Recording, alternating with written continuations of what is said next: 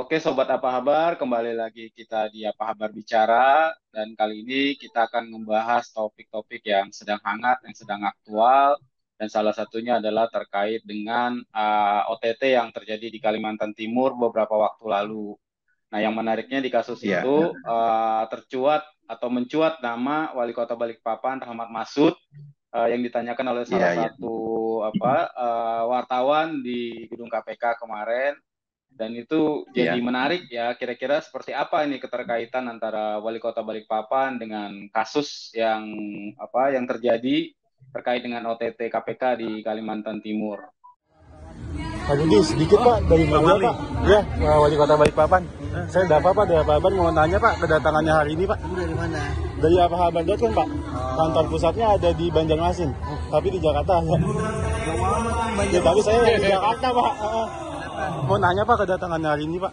Oh, kedatangan dari ini ya, singkat dan cerita supaya biar padat. Kami datang untuk penandatanganan penyerahan hibah aset kami untuk pembangunan jalan tol menuju ibu kota negara sebesar seluas 31 hektar.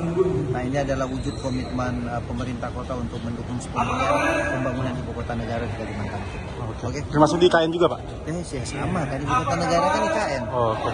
Pak, sama satu lagi Pak. Ada salah satu isu Pak yang nama Bapak tercuat Pak. Enggak Pak. Itu aja pertanyaan aja. Pak, yang tercuat nama Bapak di KPK Pak dalam OTT Kalimantan Kamu Timur. tanya PPOPR atau itu? Saya nanya PPR dulu kedatangan Bapak sama yang kalau yang di KPK gimana Pak tanggapannya Pak? Ya sudah kita jalan. Nanti ditanya aja. Ditanya ke mana? KPK? Ditanya sama yang bersangkutan, yang nanyain. Siapa Siapa yang nanya itu kan ditanyain aja kok nama-nama saya dihubungin. Kan itu aja. Ya? Oke. Pak, kalau satu lagi Pak, kalau nama Bapak disebut katanya memiliki hubungan dekat Pak sama salah satu tersangka. Ya, bisa dipertanggungjawabkan nggak itu? Oh iya, udah siap. Oke, Pak Didi, makasih ya Pak. Dan saat ini kita sudah bergabung dengan Pak Komaryono. Pak Komaryono ini adalah Sekjen MAKI, Masyarakat Anti Korupsi Indonesia. Selamat sore Pak, gimana kabarnya Pak? Sehat? Alhamdulillah sehat. Ya, sehat-sehat. Oke, Pak, kita langsung aja nih Pak ya. Kalau Maki ngelihatnya Ya, seperti apa ya. Pak ketika nama Wali Kota Balikpapan ini tersangkut paut lah di kasus OTT-nya yang terjadi di Kalimantan Timur kemarin? Ya. Kalau kita saya menanggapinya bahwasanya itu kan masih belum dijadikan suatu bukti awal ya. Dikarenakan itu adalah pertanyaan dari orang luar, ya kan? Dan di samping itu hanya menyebutkan bahwasanya orang kepercayaan kan gitu loh. Orang kepercayaan jadi belum tentu itu nanti kecuali nanti kalau di dalam proses persidangan ada fakta persidangan di situ bahwasanya kalau nama beliau itu nama wali kota masih disebut di sana dan menerima aliran dana atau apapun bentuknya, nah itu baru bisa dicarikan alat bukti untuk proses selanjutnya. Gitu. Oke. Nah, Kalau kalau dengan tersangkutnya atau munculnya atau mencuatnya nama Wali Kota Balikpapan, Pak, kalau Maki ngelihatnya ini seperti apa, Pak? Apakah ya ini wajar-wajar saja atau seperti apa, Pak? ya kalau saya tanggapi sih sewajar-wajar saja ya, karena kan itu kan belum ada bukti permulaan yang cukup dalam artian Maki sendiri menanggapinya bahwasanya siapapun bisa disebutkan gitu loh, ya kan apalagi itu bentuk pertanyaan dari insan media kan gitu loh. Jadi insan media ini memang menelisik dan mungkin itu ada sesuatu hal yang mereka juga ketahui gitu, gitu Mas. Nah, itu Pak, maksudnya kita mau gali lebih jauh juga sepengetahuan Maki sendiri ini seperti apa, Pak? Karena kemarin kan ada sebuah CP yang pimpinannya juga ikut ditangkap sama KPK kan kemarin itu, Pak. Nah, kalau sepengamatan Maki sendiri Iya, ini iya. sepak terjang, aku boleh sebut saja Pak, CP Bajasari ini selama ini seperti apa, Pak? Kalau dari temuan Maki itu boleh diceritakan nggak, Pak? Kebetulan kalau CV Banjarsari itu seandainya toh itu nantinya kalau kita lihat dari situ kan untuk ada suatu perusahaan itu ada komanditer aktif sama pasif kan gitu loh, iya kan? Kalau di Ya. situ misalkan dia masuk di dalam jajaran kepengurusan itu kan sangat tidak boleh sekali kan gitu loh. Kalau memang CV Banjarsari itu di dalamnya ada nama daripada wali kota Balikpapan, nah ini yang harus kita telusuri sampai mendalam gitu Mas.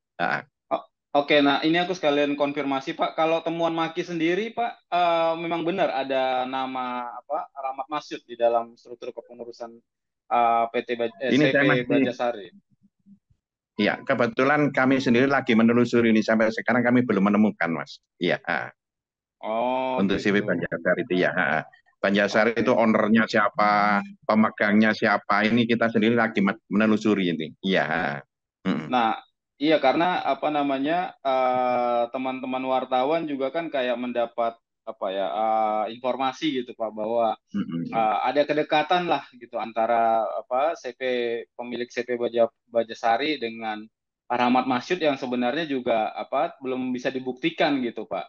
Nah kalau Nah, Maki sendiri sebenarnya ngelihat ini perlu nggak ini Pak sebagai sebuah dorongan gitu ke KPK bahwa sebenarnya segala hal memang harus dibuat tuntas gitu Pak. Jadi iya. event itu apa informasi yang mungkin informasi pendahuluan seperti itu dari teman-teman jurnalis, kalau Maki melihatnya seperti apa, Pak? Saya sangat mengapresiasi dari temuan dari pertanyaan-pertanyaan teman-teman dari media kemarin kan gitu loh. Eh, kita sendiri aja belum sampai sejauh itu kan gitu loh. Tapi ternyata pada waktu dilakukan konferensi tersebut itu sampai teman media berani mempertanyakan itu gitu loh, gitu loh. Berarti kan mereka sendiri sudah mengantongi sebetulnya gitu loh, iya kan? Ya. Mengantongi keterlibatan pihak-pihak yang disebutkan itu, yang dipertanyakan itu gitu loh, gitu. Mm-mm. Ya, dan ketika pimpinan KPK pada saat itu tidak juga apa menampik gitu ya, Pak ya, dan Iya. tidak juga mengiyakan kalau Pak Komar ngelihatnya seperti apa itu, Pak? Ya, saya sendiri sih kemungkinan dari pihak dari teman-teman KPK sendiri, termasuk pimpinan KPK sendiri, mungkin ada gambaran-gambaran ataupun indikasi-indikasi seperti itu gitu, Mas. Jadi di situ memang dia langsung menelusuri siapa itu, dan dia sendiri kan dari teman-teman KPK sendiri kan sudah melakukan penyelidikan, pemeriksaan terhadap para tersangka itu, Mas. Berarti Ya, mungkin nanti para tersangka itu buka atau gimana kan gitu loh. Karena kan kita sendiri kan kalau masuk ke ranah situ itu kita tidak bisa gitu loh. Karena kan itu ranah penyidik kan gitu. Iya kan? ya, Jadi itu apalagi masih tahap pemeriksaan waktu itu kan gitu loh. Tahap pemeriksaan kan yang ngantongi BAP dari semua itu kan dari penyidik KPK, Mas. Nah, kemungkinan kalau pimpinan KPK sampai tidak menampik, berarti kan di situ ada keterangan ataupun pengakuan dari orang yang terperiksa itu gitu, Mas. ya. Benar. Iya, Ya, itu jadi menarik sebenarnya Pak ya kalau menurut kita bahwa informasi apapun itu iya kan memang tetap harus. sebaiknya ditelusuri gitu Pak. Nah, kalau untuk selama ini Pak Iya boleh betul apa? betul.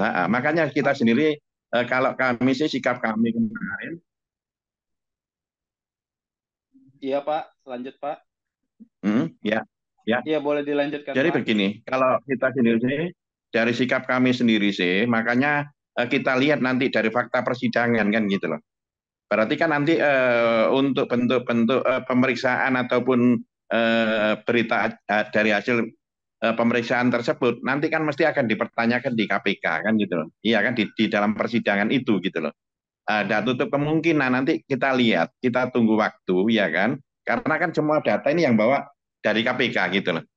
Iya, Karena kita masuk ke situ kan tidak bisa kan gitu loh, iya kan? iya, Nah, jadi di situ nanti tinggal kita ngelihat KPK itu manggil apa tidak kan gitu loh. Nah, kalau KPK tidak memanggil, baru nanti kita tunggu fakta persidangan kan gitu loh. Ada enggak nama-nama beliau itu disebutkan gitu loh. Gitu loh. iya Kalau Pak nama kemarin beliau ya, disebut dan di situ terindikasi terlibat, ya berarti harus diproses secara hukum kan gitu loh. Iya kan? Gitu. iya benar. Pak, kalau boleh tahu Mm-mm. sebenarnya selama ini pantauan Maki sendiri gitu ya Pak, khususnya kayak di Kalimantan Timur, seperti apa sih Pak, apa namanya transparansi terkait dengan apa proyek-proyek pengadaan barang dan jasa itu Pak, termasuk dengan tender-tender itu. Ya kalau saya sih mengamati selama ini ya kayaknya semuanya itu ada indikasi-indikasi yang kurang sehat gitu loh Mas di situ. Jadi dalam artian banyak sekali untuk masalah untuk lelang dan sebagainya itu banyak sekali yang melanggar aturan kan gitu loh. Karena kan mungkin di Kalimantan Timur ini jauh dari pengawasan kan gitu loh. Ya contoh seperti kasusnya yang kemarin OTT kemarin, padahal dulu pada tanggal 15 Oktober 2019 itu pernah terjadi juga OTT di BPJN itu gitu loh, wilayah Oh, di, Kalimantan Timur kan gitu. uh-uh. Berarti ini Gitu bukan ya. bukan yang pertama ya Pak, berarti ya di BPPJN itu Pak ya. Bukan keduanya itu. Ini yang kedua ya. Iya kedua, Oh. BPJN. Yang di Kalimantan Timur ya, untuk Mm-mm. wilayah 12 Kaltim ya. Ha, ha. Kaltim. Iya, Oke, Pak, kalau apa dari mana Pak bisa kita asumsikan gitu bahwa apa namanya pada saat proyek pengadaan barang dan jasa itu agak apa namanya tidak transparan seperti itu bisa dilihat dari mana Pak? Gitu. Selain karena tadi Bapak bilang ha. jauh dari pusat gitu ya, jauh dari apa Iya, pengawasan dan pengawasan. pemantauan. Betul. Jadi gini, kita lihat dari hasil pekerjaannya aja, satu itu, ya kan? Dari hasil pekerjaannya dia sendiri profesional apa tidak dan sebagainya kan gitu loh. Dan hasil pekerjaan itu sesuai dengan spesifikasi apa tidak kan gitu loh. Gitu Mas. Karena kan Oh, sebagian besar kan banyak sekali pekerjaan yang tidak sesuai dengan spesifikasi. Bahkan sampai ada pekerjaan yang tidak terselesaikan kan gitu loh, sampai terjadi saling gugat gitu loh antara pemerintah daerah dengan rekanan dengan kontraktor kan gitu loh di Mahakam gitu. Ulu kemarin kan gitu loh, iya kan gitu. Mm-mm. Iya, Artinya praktek-praktek itu sebenarnya sudah sering terjadi ya Pak ya di Kalimantan Timur ya. ya sering terjadi cuman kan karena ya itu tadi eh, kita masih memilah-milah jadi kita sendiri jauh dari sempurna lah kan gitu loh ya kan untuk Mm-mm. baik proyek baik lelangnya baik proyek pengadaannya kan gitu loh ya toh. Nah itu Lihat. masih jauh dari sempurna gitu loh. Dalam artian itu banyak sekali yang notabene menyimpang kan gitu loh. Gitu loh. Oke. Pak, ini ada yang menarik ya kalau menurut saya Pak, ketika apa namanya sebuah CV ini Pak, CV Ya, Bajasari ini ya, CV loh Pak, bukan PT ya. ya, Tapi ya, ternyata itu pernah beberapa kali dapat proyek gitu dari kementerian gitu Pak. Nah, ya. itu kalau menurut teman-teman Maki itu bukannya kayak sebuah kejanggalan Pak. Karena kan syaratnya biasanya harus PT. Lah ini CV loh Pak. Kalau saya informasi yang saya sementara saya jadi dia itu bukan menkonnya kelihatannya gitu. Kelihatannya subkonnya dia. Jadi CV itu subkon gitu loh. Jadi dia itu hanya mengadakan kayak apa itu untuk BIM-BIM saja di trotoar dan sebagainya kan gitu loh. Jadi nilai proyeknya juga nggak terlalu tinggi kan gitu. Dia hanya kemungkinan loh ya ini informasi yang saya dengar dia hanya subkonnya saja gitu. Oh, gitu. Dan kalau apa informasi yang beredar terkait adanya apa hubungan atau kedekatan antara CV Bajasari, dugaan loh ini Pak ya. Nah, kalau Iya, Maki sendiri menerima informasi itu nggak Pak? sebetulnya sih ya saya belum menerima informasi yang utuh ya. Karena ini tidak bisa karena kita sendiri maki ini biasanya berdasarkan fakta kan gitu loh. Jadi dalam artian CV Banjarsari ini untuk dewan pengurusnya siapa, penyertaan modal siapa saja. Ini sampai sekarang kita belum belum mendapatkan. Makanya ini cuman kita kemarin mau rencana mau tanya-tanya di perizinan Kota Balikpapan karena informasi yang saya dengar, CV Banjarsari itu lokasinya di Kota Balikpapan gitu loh. Oke. Ya. Dan proyek ini sendiri sebenarnya nggak jauh dari ini Pak ya, dari Balikpapan ya Pak ya. Kalau nggak salah kan lokasi proyeknya di Pasir ya Pak ya. Pasir ya. Ya lumayan jauh lah kalau ya hampir sama dengan Samarinda kan gitu loh. Karena cuma satu wilayah kan gitu loh. Itu bukan Penajam loh ya, tapi Iya, bukan iya, PPU iya. tapi Pasir itu ya, yang Grogot Pasir gitu ya. ya, mungkin itu. Ya. Iya. Nah, Pak, kalau dari Maki sendiri boleh diceritain nggak Pak, seperti apa upaya yang dilakukan oleh Maki untuk mengawal kasus ini agar transparan gitu? Karena yang kita takutkan ini akan berhenti di 5 tersangka itu aja Pak, gitu. Karena pada awalnya kan ada 11 kalau nggak salah. 11 orang, betul. Ya, itu gimana Pak? Ya ini kita sendiri makanya kita tunggu nantinya. Mestinya nantinya kan dari proses persidangan nanti itu akan muncul gitu loh. Jadi 11 orang itu kan semuanya kemarin kan semua diperiksa semua kan gitu loh. Iya kan? Iya, Nah, benar. keterlibatan sampai sejauh mana kan gitu loh. Karena kalau kita sekarang ini kita masuk ke situ, ini kita agak terbentur dinding yang sangat tebal sekali kan gitu loh. Kita nggak bisa sampai masuk ke situ gitu loh. Karena kewenangan kita ini terbatas kan gitu loh. Kan nggak mungkin Ya, seperti penyidik KPK kita tanyain, kita mintain masalah berita acara pemeriksaan kan nggak mungkin kita minta ke sana kan gitu, iya kan? Nah, ya, cuman tapi kan kan walaupun nantinya ada sesuatu, misalnya kita ada kececer kita bisa ambil itu ya mungkin karena itu kan di luar kita nggak bisa nah. kita ungkapkan kan gitu loh, ya kan gitu loh, Iya, gitu. nah itu maksud saya Pak, kan Maki kan juga punya banyak kayak kedekatan-kedekatan hubungan yang banyak masukan lah informasi juga yang bisa didapat nama Maki gitu Pak. Nah, Hmm. kalau Maki sendiri kalau misalnya dapat ada kayak bukti atau apapun itu apa yang dilakukan Pak selain tadi menunggu itu?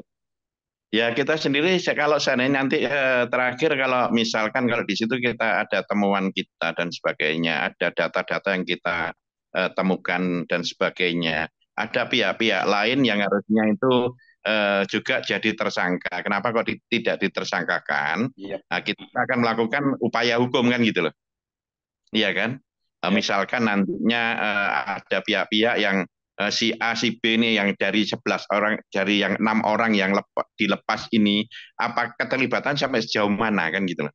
Iya kan? Nah itu nanti Hmm. akan muncul di fakta persidangan gitu. Gitu. Nah, Oke. kalau mereka KPK di situ setelah kita analisa, kita telaah misalkan di situ orang ini harusnya eh, tersangka, kenapa kok tidak ditersangkakan? Baru kita melakukan upaya hukum kan gitu loh. Yaitu Oke. pra peradilan gitu loh. Kita akan melakukan pra Ya. peradilan kan gitu loh. Iya. Oke, artinya semua informasi yang didapatkan termasuk juga persidangan itu akan tetap dipantau oleh Maki ya Pak ya. Ya, kita akan tetap mantau.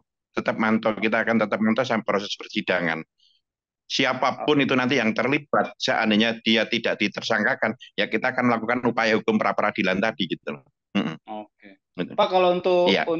kasus ini sendiri sebenarnya masuk sebagai kasus yang dalam pengawasan Maki sebenarnya atau sebenarnya ada yang lebih prioritas lagi Pak kalau terkait kasus-kasus kayak gini nih pengadaan barang dan jasa ini Pak.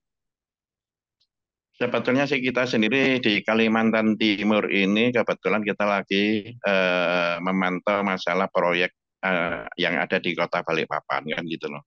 Karena di situ terjadi kegaduhan di masyarakat dan banyak sekali merugikan masyarakat kan gitu loh. Yang Hmm. saya sebutkan saja proyek Das Ampal gitu loh. Proyek Das Ya, Ampal itu kan menjadi salah satu atensi kami yang ada di Kalimantan Timur sebetulnya. Karena kan apa? Karena banyak sekali masyarakat yang mengeluh kan gitu loh. Dampak proyek dari Das Ampal itu gitu loh. iya Pak, benar sekali ini agak nyambung ini Pak, karena kan di Das Ampal itu kan ada PT Farezi dan ada Pak nama Reza, wali ya. kota Pak Reza dan ada nama wali kota Ramad Masyid juga yang tersangkut paut kan Pak. Kalau infonya seperti apa Pak? Info yang terakhir. terkait dengan Kalau Dalantal. kemarin sih sebetulnya sih kalau PT Faresa sebetulnya Pak Rahmat Mas, berarti Pak Wali Kota tidak di dalamnya PT Faresa kan gitu loh. Cuman memang kemarin dari beberapa pertimbangan dari anggota Dewan sendiri, legislatif sendiri, Komisi 3 itu mulai bulan Desember tahun 2022 itu mereka menyarankan supaya putus kontrak kan gitu loh. Itu putus kontrak digaungkan sampai akhir-akhir ini sampai bulan 2023 ini. Tapi kelihatannya itu kan yang punya kewenangan kan dari wali kota kan gitu loh. Tapi kenyataannya sampai sekarang tidak diputus kontrak kan gitu loh. Nah ini Ya. kita sendiri jadi menggelitik kan gitu loh itu. Ada apa gitu Pak ya? Iya kan. Ada apa kan gitu loh. Iya. Gitu loh. Karena kan itu kan suatu pemerintahan itu kan untuk untuk mensejahterakan rakyatnya kan gitu loh ya atau untuk memberikan kenyaman terhadap penduduknya kan gitu loh. Gitu loh. Maksud saya tetaplah kita pada relnya itu gitu loh. Iya kan? Iya, Kalau di situ dianggap merugikan masyarakat dan sebagainya, nah itu harusnya pemerintah daerah itu mengambil sikap kan gitu loh. Nah, mau nggak mau masyarakat yang ada di Balikpapan itu adalah anak-anak daripada ibaratnya anak-anak daripada bapaknya. Bapaknya siapa? Ya kepala daerah kan gitu loh. Iya kan? Kan gitu. Iya. Nah, Artinya ya. pemerintah itu tetap harus mendengarkan masyarakatnya kan Pak, seperti itu kan? Iya betul, betul. Karena sifatnya untuk orang-orang birokrasi, teman-teman birokrasi itu kan pamong praja kan gitu. Iya kan? Jadi Benar. memberikan perlindungan, memberikan ibaratnya pamong praja kan ngomong kan gitu. Ngomong masyarakat kan gitu loh, iya kan gitu loh. Ya. Oke, Pak, kalau misalnya kita balik lagi Pak ke kasus OTT di Kaltim ini Pak, kalau Ya, misalnya nama Pak Wali Kota itu tidak terbukti gitu Pak, iya. apa yang harus harus dilakukan gitu Pak? Sebetulnya sih kalau saya sih kalau Pak Wali Kota sih kalau memang tidak terlibat, artinya tidak usah terlalu ditanggapi lah kan gitu loh. Iya kan? Biar penyidik itu bekerja kan gitu loh.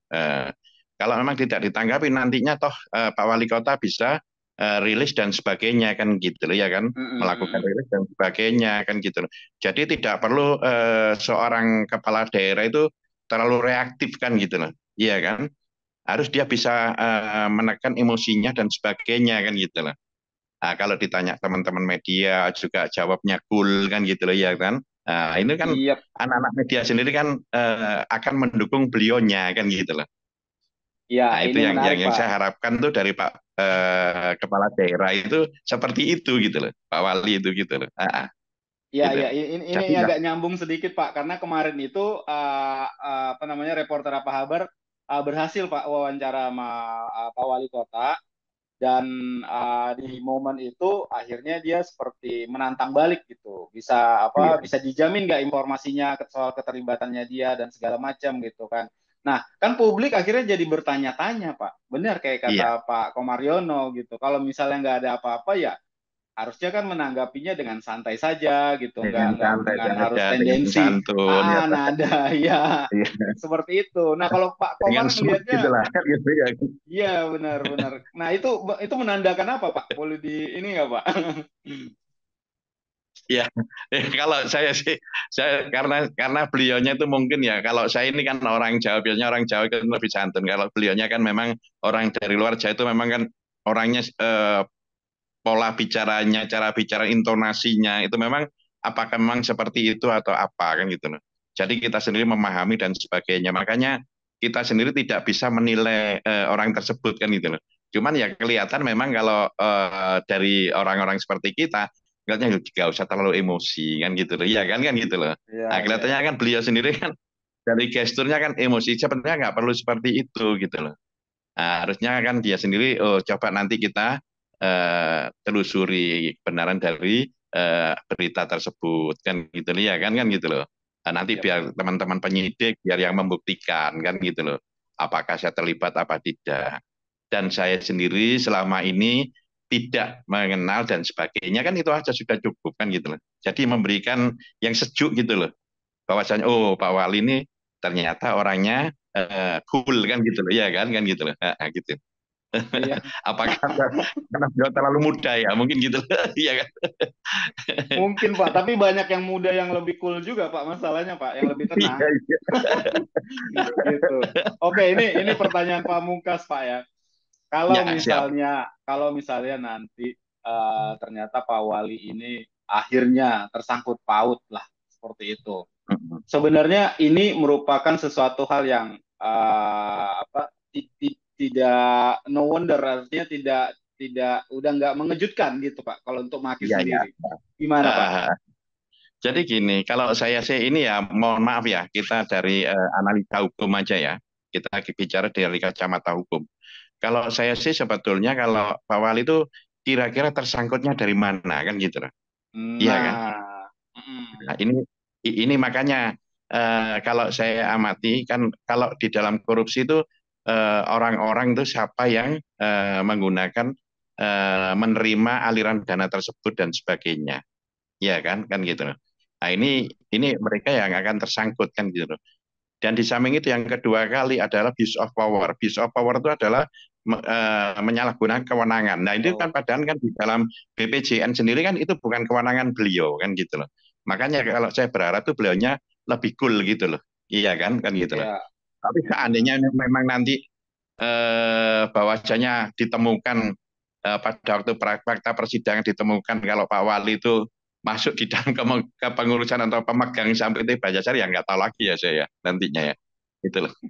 Nah, itu nanti kita nggak kok. kembalikan lagi kepada penyidik kan gitu loh. Iya kan gitu Iya, loh. iya, iya. Nah, Artinya tekanan kita sebagai publik, Pak, mendorong agar kasus ini dibuka, Pak ya, harus seterang-terangnya, dibuka. seluas-luasnya. Iya seterang-terangnya. Iya maksud saya itu apa?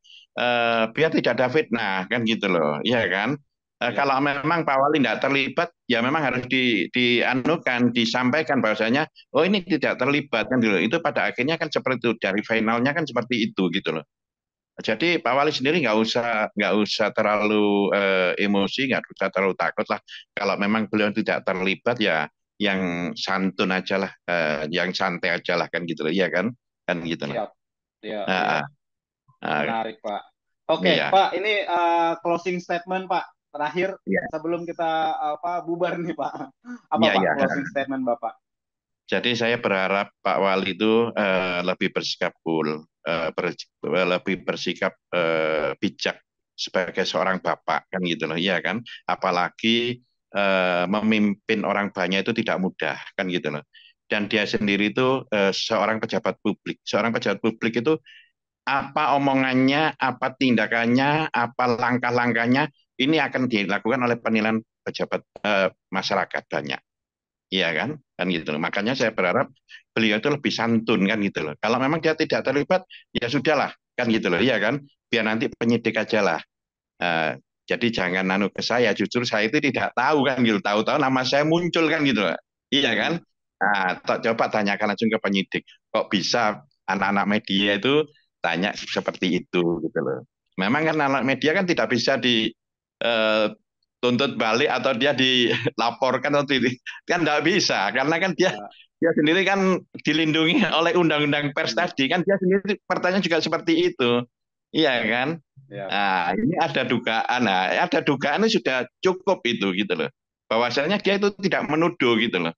Nah, ada informasi ada dugaan itu tidak menuduh seseorang gitu loh. Nah, justru kalau dari situ, seandainya kalau Pak Wali itu bisa lebih soft, lebih santun, iya kan? Nah, mereka sendiri lebih enak kan gitu loh, iya kan? Masyarakat sendiri bisa menilai beliaunya kan gitu loh. Oh, Pak Wali sebetulnya tidak terlibat, hanya namanya dicatut-catut dan sebagainya kan gitu loh. Iya kan seperti itu. ya, benar Gitu Mas sekali, ya. Pak. Ya. Iya. Ya, Pak. Ya, terima kasih Pak Komaryono, Sekjen Maki, Ya. udah bergabung bersama kita di Apa Kabar Bicara. Dan kalau bisa Ya. saya meng-highlight Pak bahwa ya kita sebagai pimpinan publik memang perlu bersikap lebih wise ya Pak ya. Jadi Lebih baik. Ya. jangan takut kalau misalnya kita tidak melakukan kesalahan gitu, nggak usah terlalu responsif. Santai Iya. aja, benar kayak kata Pak Ya. Komar tadi gitu. Dan memang Iya. kita juga mendorong agar kasus ini memang diusut secara tuntas, terang benderang, termasuk siapa saja pihak yang terlibat di dalam apa Terlibat. namanya proyek pengadaan jalan PUPR itu Pak ya. Betul. Oh, Biar iya, tidak oke. terjadi fitnah ya. Biar Iya, tidak itu terjadi dia fitnah. penting. Ya. Biar tidak Benar terjadi sekali. fitnah dan tidak dipolitik. Karena ini kan tahun-tahun politis kan gitu loh, ya kan? Iya, Ini iya, tahun-tahun rawan, 2004 kan tahun politik kan gitu. Iya, Pak, Rawan benar. sekali kan gitu loh, ya kan? Dipelintir-pelintir, benar. digoreng-goreng gitu lah itu. Kalau memang dia tidak terlibat kan kasihan juga kalau beliau tidak bisa menyikapi itu gitu loh. Iya kan? Iya, Gitu loh. setuju. Ya. Oke. Oke, Oke. Pak Komaryono, terima kasih udah bergabung bersama Terima kasih, Parlamer, Bang Pak ya. Jack. Ya. Jangan bosan, Pak ya. Sampai ketemu Terima ya. kasih. Oke Kita ya. ketemu lagi Siap. di diskusi-diskusi berikutnya, Pak ya. Ya, Tetap oke. sehat, Oke, tetap kritis, makasih. tetap semangat, Pak. Ya. Amin, amin. Oke, Pak. Siap. Ya. Ya. Yuk, Pak. Yuk. Oke, ini kita